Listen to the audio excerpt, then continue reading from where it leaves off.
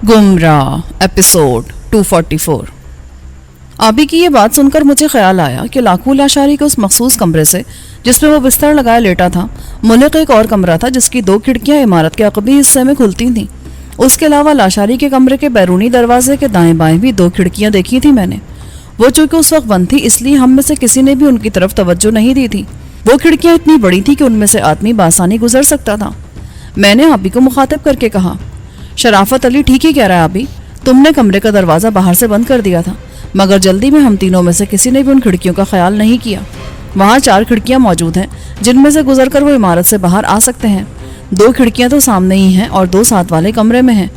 वो दोनों हवेली के अक़बी हिस्से में खुलती हैं। वो अब तक तो उस कमरे से निकल आए होंगे। उसकी वजह यह थी कि हमें जल्द अज जल्द हवेली से निकल आने के सिवा और कोई ख्याल ही नहीं आया था उस वक्त। चुनांचे जैसे ही हमें निकलने का मौका मिला हम फौरी तौर पर निकल भागे वहाँ से। ये हम में से किसी ने भी नहीं सोचा था कि हमें वापस भी जाना पड़ेगा। शराफत अली ने कहा, अगर ये ख्याल वहीं आ जाता तो उससे फारिग होकर ही निकलते हम। हाँ यार, ये तू ठीक कह रहा है। अगर हवेली में ही बच्चे का ख्याल आ जाता तो हम उसी वक्त ये काम भी कर लेते, फिर वापस जाने की ज़रूरत ही पेश ना आती हमें।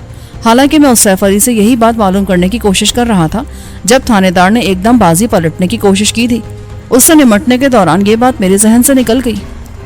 हाँ यार, हालात ही कुछ ऐसा रुख इख्तियार कर गए थे अचानक। सालों ने एकदम ही बाजी पलट कर रख दी थी। कैसा स्यापा दिखाया था उस उल्लू के पुत्र अफजल बेग ने। बेखबरी में अगर पीछे से मशकें कस ली थी मेरी। मगर ये शराफत अली कैसे आ गया उसके फंदे में? ये तो आसिया के लाशारी को गोली मारते निकल गया था कमरे से, फिर ये कहाँ मिल गया उन्हें? क्यों भाई शराफत अली? शराफत अली के बजाय मैंने कहा, वो यार गलती मुझसे हो गई थी। दरअसल मैं ये बात भूल ही गया था कि वो साला पुलिस का सदाया हुआ शातिर बनमानस है। चाल चल गया वो मुझसे पुलिस वालों की। ठीक कहा तूने, ये ऐसे ही शातिर होते हैं। मगर एक बात तो बताए हजरत गुलाम जिलानी साहब, ये आपके हिस्से में किस पीरे कामिल की सज्जादा नशीनी आ गई है? किसने खिलाफत अता की है आपको? ओए दिमाग तो ठीक है तेरा, ये एकदम कौन सी रग तुझे परेशान करने लगी? मैं ये कह रहा था कि ज़रा तू मुझे भी बता दे ये किस्सा क्या है आखिर? ऐसा कौन सा अमल करने लगा है तू, या कोई गंडा शंडा मिल गया तुझे कहीं से? कौन सा किस्सा यार जी? किसकी बात कर रहा है तू? मेरी समझ में नहीं आई तेरी बात। पता नहीं क्या समा गया है तेरे दिल में। मैंने उसे टालने के लिए अनजान बनकर कहा, हालांकि मैं समझ रहा था कि वो क्या पूछना चाह रहा है, उसकी बेचैनी का सबब क्या है। मैं जानता था कि वो मौका मिलते ही मुझसे इस सिलसिले में ज़रूर पूछेगा, मगर मुझे ये तवक्को नहीं थी कि उसकी बेचैनी और इस्तराब इस दर्जा बढ़ेगा कि वो शराफत अली की मौजूदगी में यह किस्सा छेड़ बैठेगा। मुमकिन है उसने सोचा हो कि अब शराफत अली को गैर नहीं रहा, हमारी कोई बात उससे पोशीदा नहीं रही है, चुनांचे उसकी मौजूदगी से कोई फ़र्क नहीं पड़ेगा। बेशक वो हमारे मामलात में शरीक होकर हमारा हमराज और दोस्त बन गया था, लेकिन जो रब्त मुझे आबी से या आबी को मुझसे था वो शराफत अली को इतनी जल्दी तो हासिल नहीं हो सकता था। मैं और आबी तक तवील अरसे से एक दूसरे के शाना बशाना चल रहे थे। जिंदगी का अच्छा खासा सफ़र हमने एक साथ तय किया था और एक दूसरे की राहों से कांटे चुनते आए थे। एक जान 2 कालिब थे हम। आबी के बगैर जिलानी और जिलानी के बगैर आबी नामुकम्मल से लगते थे। ये मकाम शराफत अली को तो हासिल नहीं हो सकता था और वो बगैर सोचे समझे इस किस्से को छेड़ बैठा था। औरों को तो मैं अब तक मुख्तलिफ तावीलों से टालता रहा था, मगर आबी एक ज़िद्दी और मुँहज़ोर शख्स था। उस पर मेरी को ऐसी वैसी बात तो असर कर ही नहीं सकती थी, लेकिन मैं भी उस घड़ी मजबूर था। शराफत अली के सामने सही बात मुँह से निकाल ही नहीं सकता था। वो अपनी बात का जवाब लिए बगैर बाज आने को तैयार नहीं था। वो बोला, बक नहीं जिलानी, तू जानता है कि मैं क्या पूछ रहा हूँ। उड़ने की कोशिश ना कर मुझसे, सच सच बता दे, उन सबकी बंदूकें तेरे ऊपर गोलियां क्यों नहीं उगल रही थी? मैंने कार का रुख दोबारा हवेली की तरफ मोड़ते हुए कहा, ओए तेरा दिमाग तो बिल्कुल ही उलट गया है क्या? ये बात कैसे समा गई तेरे दिमाग में? क्या तूने मुझे कोई जादूगर समझ लिया है कि मैं बंदूकों की गोलियां जाम कर देता हूँ जादू के जोर पर?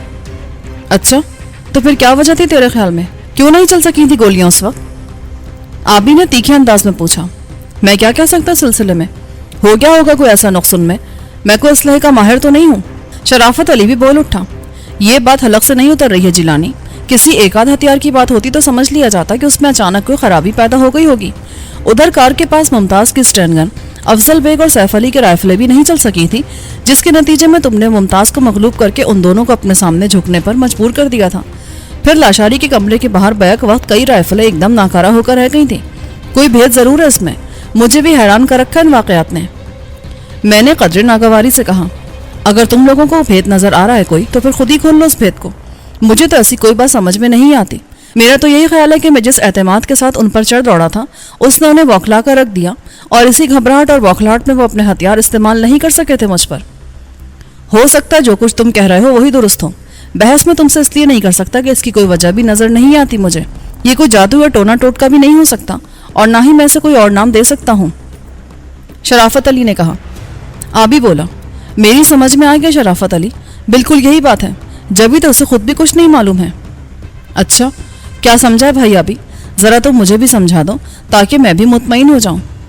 وہ بات یہ شرافت علی کہ اپنے جیلانی پر جنوں کے بادشاہ کی بیٹی عاشق ہو گئی ہے. وہ اسے ہر مصیبت سے بچاتی رہتی ہے, کسی کا کوئی داؤ کارگر نہیں ہونے دیتی اس پر. بندوقیں اور اسٹن گنیں ہیں کیا چیز, وہ تو توپے تک جام کر سکتی ہے. شرافت علی ہنسنے لگا. ہاں, مجھے بھی ایسا ہی لگتا ہے, بالکل ٹھیک سمجھا تم نے آبی. پھر وہ مجھ سے بولا, جیلانی کیا سچ مچ حویلی کی طرف واپس چل رہے ہو؟ ہاں, چل کر دیکھتے ہیں ادھر. ممکن ہے وہ لوگ ابھی باہر نہ نکلے اس کمرے سے. اس خیال سے بندھ ہوں ابھی تک کہ ہم حویلی سے نہیں گئے ہیں, باہر کہیں ان کی طاق میں بیٹھے ہیں. اگر ایسا ہوا تو ہمیں حویلی کا جائزہ لینے کا موقع مل جائے گا.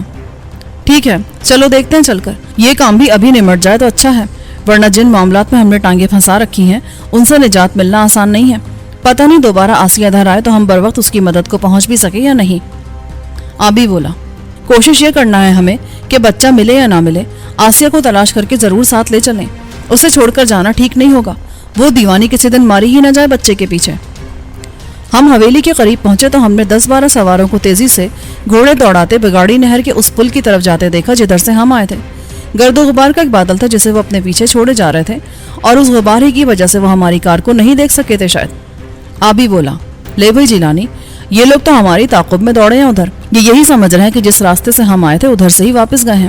بہرحال یہ اچھا موقع ہے ہم لوگوں کے لیے. ہاں, مگر پھر بھی احتیاط سے قدم دھرنا حویلی کے اندر. یہ نہ سمجھ لینا کہ وہ حویلی بالکل ہی خالی چھوڑ کر گئے ہوں گے. میں نے کار دوبارہ حویلی میں داخل کر کے عمارت کے بالکل قریب لے جا کر روک دی اور انجن بند کر کے اترتے ہوئے بولا, تم دونوں بھی قدم نہ دھرنا گاڑی سے باہر, پہلے میں نیچے اتر کر دیکھ لوں یہاں کون کون موجود ہے. نہیں یار جی, اب ایسا بھی بزدل نہ سمجھ ہمیں کہ. آبی بولتے بولتے اچانک خاموش ہو گیا. اس نے بھی افضل بیگ اور سیف علی کو کمرے سے باہر آتے دیکھ لیا تھا. دونوں کے ہاتھوں میں پستول دبے تھے. میں انہیں دیکھتے ہی نہایت تیزی کے ساتھ دروازہ کھول کر کار سے باہر آ گیا. کار سے اترتے ہوئے اپنے ساتھ سیٹ پر رکھی ہوئی اسٹینڈ گن اٹھانا نہیں بھولا تھا میں. باہر نکلتے میں نے اسٹینڈ گن ان کی طرف کر کے کہا, پستول پھینک دو تم دونوں. مجھے دوبارہ اپنے سامنے دیکھ کر ان کی آنکھیں حیرت کی زیادتی کے باعث واہ ہو گئیں. انہوں نے جلدی سے پستول زمین پر پھینک کر ہاتھ اوپر اٹھا دیے. میں نے آبی سے کہا, آبی پستول اٹھا لے ان کے اور پوچھ ان سے کہ کتنے آدمی اور رہ گئے ان کے حویلی کے اندر. آبی جلدی سے کار سے اتر کر ان کی طرف بڑھا. میں نے ان دونوں کو للکارتے ہوئے کہا, تم دونوں 4-4 قدم گن کر پیچھے ہٹ جاؤ. خبردار, اگر بھاگ کے اندر گھسنے کی کوشش کی تو دروازے تک پہنچنا بھی نصیب نہیں ہوگا. وہ میرے حکم کی تعمیل میں 4-4 قدم پیچھے ہٹتے چلے گئے. میں انہیں نشانے پر رکھ کر آگے بڑھتے ہوئے ان کے قریب جا کر 2-3 قدم کے فاصلے پر ٹھہر گیا. آبی بھی دونوں کے پستول اٹھا کر میرے ساتھ آ کھڑا ہوا. اس نے کہا, ہم تو چلے ہی گئے تھے یاروں, مگر شاید اس رب سونے کو منظوری نہیں تھا کہ ہم تمہیں اس طرح چھوڑ کر چلے جائیں, اسی لیے وہ دوبارہ واپس لے آیا ہمیں. شاید تم دونوں کی موت بھی اس نے ہمارے کھاتے میں ڈال دی ہے, اس کا حساب بھی وہ ہم سے ہی لے گا. آبی کا لہجہ ایسا خوفناک تھا کہ سیف علی کے پیر کپ کپانے لگے. وہ گھگیاتے ہوئے بولا, مجھے معاف کر دو سائیں, میرے چھوٹے چھوٹے بچے یتیم ہو جائیں گے. میں بہت غریب آدمی ہوں, میرے بعد میرے بچوں کا کوئی سہارا نہیں ہے. یہ بات اب تمہیں یاد آئی ہے, اس وقت خیال کیوں نہیں آیا تھا اپنے بچوں کا جب اس موٹے کا پلڑا ذرا سا بھاری دیکھ کر تو نے اپنے سارے قول و قرار بھلا دیے تھے. کیسی حقارت تھی اس گھڑی تیری نظروں میں میرے لیے. میں نے گرج کر کہا, مجھ سے بھول ہو گئی سائیں, بس میری آنکھوں پر پٹی چڑھ گئی تھی. آبی نے آگے بڑھ کر الٹے ہاتھ کا ایک جھاپڑ اس کے منہ پہ مارا. الو کے پٹھے, دھوکا کرتا ہم سے اور کہتا بھول ہو گئی تھی. تیرے جیسے بدنسل کتوں کو زندہ چھوڑنا ہی نہیں چاہیے کبھی. آبی نے اس کے ایک اور جھاپڑ رسید کیا. افضل بے غصے سے دانت پیستے ہوئے یہ منظر دیکھ رہا تھا. اس سے برداشت نہ ہو سکا. وہ بولا, ایک ذمہ دار افسر کے سامنے یہ بدماشی کر کے بچ نہیں سکو گے تم لوگ. آبی نے تیش میں آ کر اس پر ہاتھ گھما دیا. چٹاخ کی آواز کے ساتھ ہی اس کا بھرپور ہاتھ افضل بیگ کے منہ پہ جا پڑا. وہ لڑکھڑا کر 2 قدم پیچھے چلا گیا. سالے بدماشی تو اب میں تجھے دکھاؤں گا اور دیکھوں گا کہ تو کتنا بڑا افسر ہے. لعنت بھیج یار آبی اس پر, کیوں اپنا وقت برباد کر رہا ہے. میں نے آبی سے کہا. آبی نے اسے خونخوار نظروں سے دیکھتے ہوئے کہا, لعنت تو میں اس پر اچھی طرح بھیجوں گا, پہلے سیف علی کو بھگت لوں میں. ہاں بھائی سیف علی, ذرا بول تو جلدی جلدی, کون کون ہے حویلی کے اندر. ہم دونوں کے سوا بس ایک ممتاز ہے سائیں, اس کا ایک بازو جیلانی سائیں نے پہلے ہی اکھاڑ دیا ہے. اچھا, اگر اس میں ذرا بھی جھوٹ ہوا سیف علی تو سمجھ لے کہ تیری جان لیے بغیر میں نہیں جاؤں گا اس بار۔ میں نے کہا بالکل جھوٹ نہیں بول رہا ہوں میں سائیں، آپ جیسے چاہیں اطمینان کر لیں اپنا، جھوٹ نکلے تو بے شک گولی مار دے مجھے۔ ٹھیک ہے اندر چلو تم دونوں۔ وہ دونوں فوراً مڑ کر دروازے کی طرف بڑھنے لگے۔ آبی کے ایک ہی ہاتھ نے اس افضل بیگ کی عقل ٹھکانے لگا دی تھی۔ انہیں آگے بڑھتے دیکھ کر آبی چلا کر بولا ٹھہرو، رک جاؤ ابھی، ایسے کیسے بڑھنے لگے ادھر؟ وہ دونوں رک کر آبی کو سوالیہ نظروں سے دیکھنے لگے۔ میں نے بھی اسے دیکھا اور پوچھا کیا بات ہے، کیوں روکا ہے انہیں؟ آبی آگے بڑھتے ہوئے بولا ان ذلیل فریبکاروں سے ایک بار دھوکہ کھا کر بھی ان پر اعتبار کر رہا ہے تو؟ پہلے مجھے جانے دے اندر، ورنہ یہ سالے اندر گھستے ہی دروازہ بند کرنے کی کوشش کریں گے یا بھاگ کر کسی اور کمرے میں جا گھسیں گے۔ آبی کا دماغ ایسے موقع پر خوب کام کرتا تھا۔ وہ ہم سے چند قدم آگے چل رہے تھے، دروازے میں قدم رکھتے تیزی سے دروازہ بند کر کے ہمیں اپنے پیچھے اندر داخل ہونے سے روک سکتے تھے۔ وہ آبی تیزی سے قدم اٹھاتا ان سے آگے نکل کر دروازے کے پاس پہنچا تو میں نے ان دونوں کو دوبارہ آگے بڑھنے کے لیے کہا۔ اس دوران میں شرافت علی بھی میرے پاس پہنچ گیا تھا۔ اندر جا کر میں نے آبی سے کہا آبی اس موٹے کی دم کو باندھ کر کسی کمرے میں ڈال دے یار، اس کا کوئی بھروسہ نہیں ہے، کسی بھی وقت اس پر تھانے داری کا بھوت سوار ہو گیا تو خامخواہ کی مصیبت کھڑی کر دے گا ہمارے لیے، اور نہ چاہتے ہوئے بھی مجھے اس کے خون کا الزام اپنے سر پر لینا پڑے گا۔ یہ ٹھیک کہہ رہا تو، میں بھی ایسا ہی سوچ رہا تھا اس کے بارے میں، آبی نے کہا اور پھر ان دونوں سے بولا ذرا سی دیر کے لیے ادھر ہی کھڑے ہو جاؤ جوانوں، میں کوئی رسی تلاش کر لوں تمہارے لیے۔ آبی نے ادھر ادھر نگاہ دوڑائی۔ ایک جانب دیوار کے ساتھ ایک چارپائی ٹکی کھڑی تھی۔ آبی بڑھ کر اس کی پائنتی سے رسی کھول کر لے آیا، پھر اس نے شرافت علی کی مدد سے افضل بیگ کو باندھ کر ایک کمرے میں ڈال دیا اور باہر سے اس کی کنڈی چڑھا کر بولا لے بھائی ذمہ دار افسر، تو یہاں آرام کر، ہمیں بڑے کام نمٹانا ہے ابھی، تو کہاں رلتا پھرے گا ہمارے ساتھ؟ میں نے سیف علی سے کہا چل بھائی اب ذرا ہمیں حویلی کی سیر کرا دے، ہم بھی تو دیکھیں کہ تیرے اس مالک لاکھو لاشاری نے کیا کیا بنا رکھا ہے یہاں، سنا ہے تعمیرات کے سلسلے میں بڑا ستھرا اور اعلیٰ ذوق رکھتا تھا وہ۔ سیف علی نے کچھ نہ سمجھتے ہوئے عجیب سے نگاہوں سے مجھے دیکھا اور بولا سائیں آپ کو کسی خاص چیز یا مال کی تلاش ہے تو آپ مجھے بتا دیں، میں سیدھا آپ کو مطلوبہ جگہ پر لے چلوں گا، یوں حویلی میں کہاں کہاں دیکھتے پھریں گے آپ؟ یہ تو نے کیسے اندازہ لگایا کہ ہم یہاں مال لینے کے لیے آئے ہیں؟ مال کی کوئی کمی نہیں ہے ہمارے پاس، ہم سچ مچ حویلی کو دیکھنا چاہتے ہیں، تو بس اتنا کر دے ہمارے لیے، ایک ایک کمرہ ایک ایک جگہ دکھا دے ہمیں یہاں کی۔ جو حکم سائیں، مجھے کوئی اعتراض نہیں ہے، آئیں آپ لوگ میرے ساتھ، ایک ایک کونا دکھاؤں گا میں آپ لوگوں کو۔ ویسے اگر آپ مجھے ٹھیک بات بتا دیتے سائیں تو اچھا ہوتا، ادھر پہلے ہی بہت نقصان ہو چکا ہے، لاشاری سائیں مارا گیا ہے، ممتاز کا بازو اکھاڑ ڈالا ہے آپ نے، میں چاہتا تھا اور زیادہ گڑبڑ نہ ہو، بس اسی لیے کہتا تھا آپ کو۔ کیا مطلب ہے تیرا اس بات سے؟ اور کیسی گڑبڑ ہو سکتی ہے؟ اب سارے لوگ تو جا چکے ہیں یہاں سے، پھر گڑبڑ کیسے ہوگی؟ لوگ گئے ہیں پر وہ واپس بھی تو آ سکتے ہیں نا سائیں، کوئی ہمیشہ کے لیے تو نہیں چلے گئے وہ، کیا پتا واپسی پر وہ اپنے ساتھ کچھ اور لوگوں کو بھی لیتے ہیں، ان کے ساتھ پولیس کے جوان بھی ہیں، وہ بھی تھانے پہنچ کر مزید پولیس والے اپنے ساتھ لا سکتے ہیں۔ یہ ٹھیک کہتا ہے یار آبی، میرا تو خیال ہے اس سے معلومات حاصل کرنے کی کوشش کر لی جائے۔ ٹھیک ہے ایسا ہی کر کے دیکھ لیتے ہیں، آبی نے کہا اور پھر سیف علی سے بولا ایک بات سچ سچ بتا دے سیف علی، یوں سمجھ لے کہ میرے سوال کے صحیح جواب پر ہی تیری زندگی اور موت کا دار و مدار ہے، سچ بول دیا تو جان بچ سکتی ہے تیری۔ پوچھے سائیں، جو کچھ مجھے معلوم ہے میں ضرور بتاؤں گا، کچھ بھی چھپانے کی کوشش نہیں کروں گا۔ ٹھیک ہے تو پھر ہمیں بتاؤ لاشاری نے آسیہ کے بچے کو کہاں چھپایا ہے؟ کیا وہ اس حویلی میں ہے؟ اوہ تو آپ اس بچے کی خاطر واپس آئے ہیں؟ یہ تو آپ آتے ہی مجھ سے پوچھ لیتے، اسی وقت بتا دیتا میں۔ بکواس بند کر سیف علی، جلدی سے بتا دے کہاں ہے وہ؟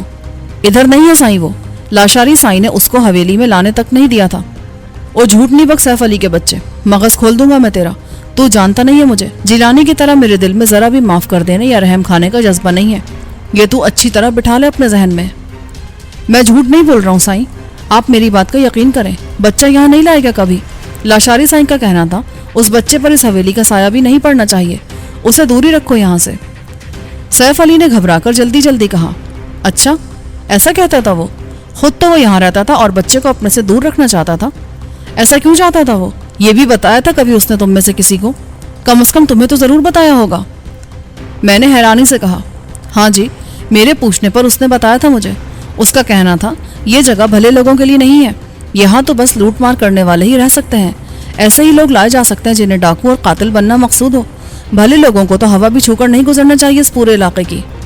اچھا تو وہ اس بچے کو قاتل اور ڈاکو نہیں بنانا چاہتا تھا، مگر اس کی پرورش جہاں بھی رکھ کر کرنا چاہتا تھا، اس پر پیسہ تو اپنا ہی خرچ کرتا نا وہ، اور یہی کر بھی رہا ہوگا، بچے کے سارے اخراجات وہ اس ڈاکے اور لوٹ مار کی کمائی سے ہی پورے کر رہا ہوگا نا۔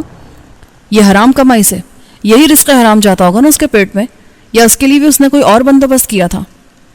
وہ تو مجبوری ہے سائی, ہم لوگوں کا دھندا ہی یہی ہے, اس کے سوا تو اور ہمارا کوئی ذریعہ روزگار نہیں ہے. پھر اپنے بچوں کے لیے حلال روزی ہم کہاں سے حاصل کر سکتے ہیں؟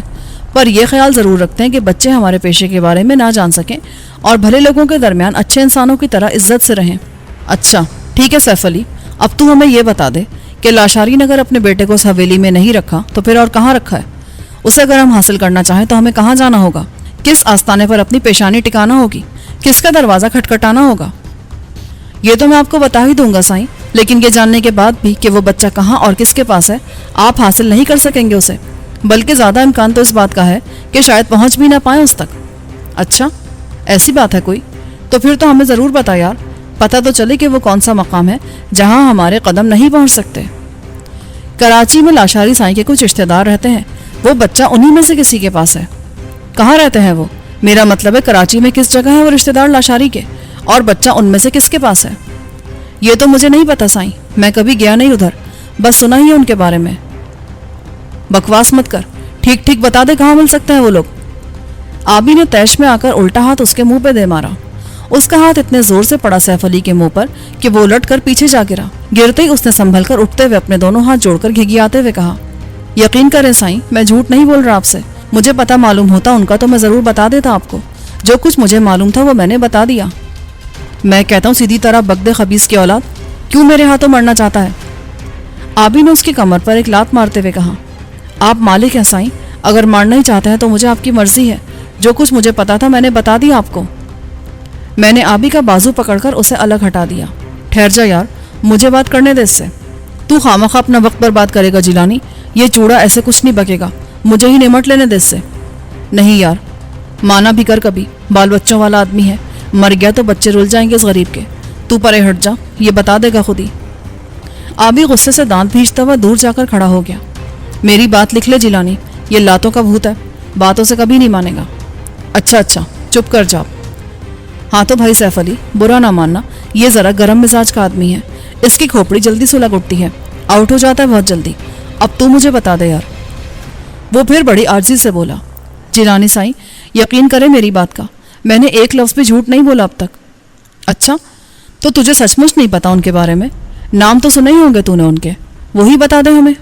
وہ جی لاشاری سائیں نے اس کا نام پیرو بتایا تھا اس ممتاز کو, پیر محمد نام ہوگا اس کا. اوہ, تو یہ ممتاز پہنچا گیا تھا اسے پیرو کے پاس. کیوں سیف علی, ٹھیک ہے نا؟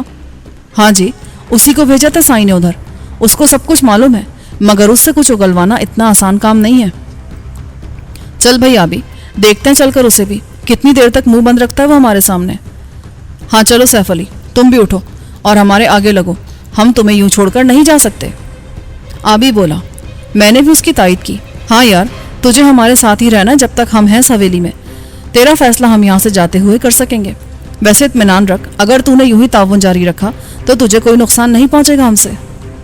وہ سہمی نگاہوں سے آبی کو دیکھتے ہوئے اٹھا اور ہمارے آگے آگے چلنے لگا. میں نے شرافت علی سے کہا, یار اپنی گاڑی کا بھی خیال رکھنا, غافل نہ ہو جانا اس کی طرف سے, کہیں ایسا نہ ہو کہ ہم ادھر پوچھ گچھ کرتے ہی رہ جائیں اور کوئی ادھر سے ہماری سواری کو غائب کر دے, پھر تو پیدل ہی دھکے کھانے پڑیں گے ہم سب کو. میں اسے لاک کر کے آ جاتا ہوں, ویسے امکان کم ہی ہے ایسی کسی بات کا. شرافت علی بیرونی دروازے کی طرف مڑ کر بولا.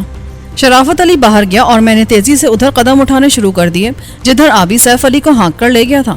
وہ دونوں مجھے اسی کمرے میں ملے تھے جہاں لاکھوں لاشاری کی خون میں لت پت بے گور و کفن لاش پڑی تھی اب تک.